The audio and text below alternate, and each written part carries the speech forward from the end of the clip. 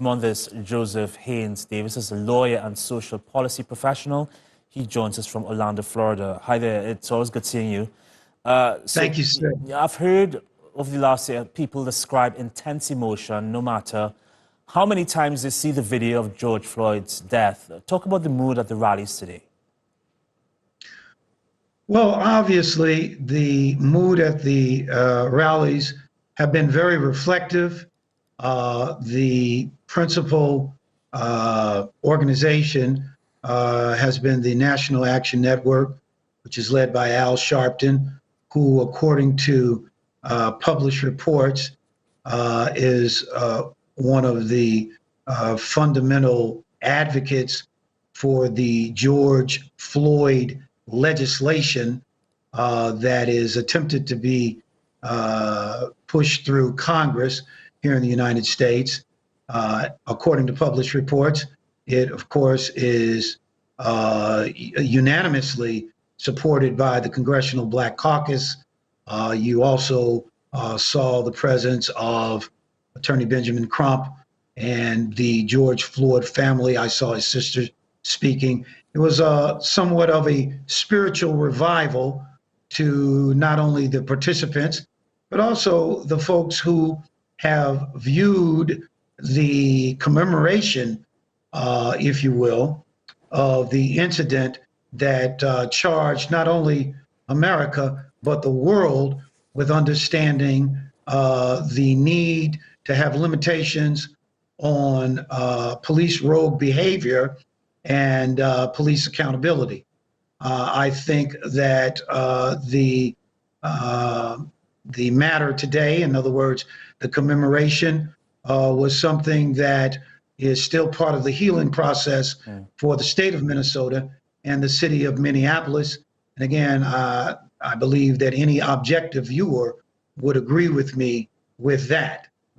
You mentioned the Black Caucus unanimously supports the George Floyd Policing Act. Just tell us what it's meant to achieve specifically and why is it being held back? Well, the way Congress works, you have obviously two parties, Republicans and Democrats, have a lot of politics going on with this. And at the same time, while police rogue behavior needs to be rooted out, the whole notion, and again, this is an objective opinion, I believe, and that's what I'm trying to do as a reporter for your network, the whole notion of the quote unquote defunding of the police might be considered a little bit radical, if you will, because at the end of the day, when matters of public concern or matters of crime or matters of discourse, people call 911 and people believe that the police, when they act, will act with dignity, professionalism, and integrity, and doing the right thing, and not act outside the scope of their limitations as peace officers, police officers, etc., and have their actions turn into rogue behavior, ending up in the deaths of people that there should not be any deaths. On the other hand, one can argue that when you've had instances where alleged defendants have done things like led police on police chases, car chases, and so forth.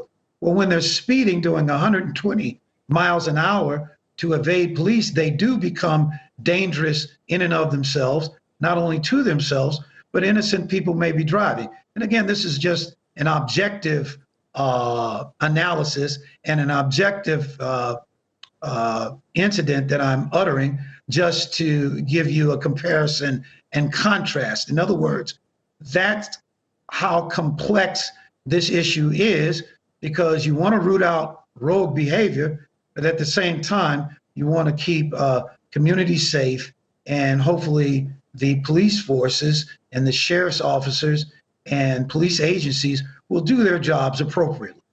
All right, Mr. Davis, it's great, as usual, getting your unbiased opinion. Always good seeing you. Thank you.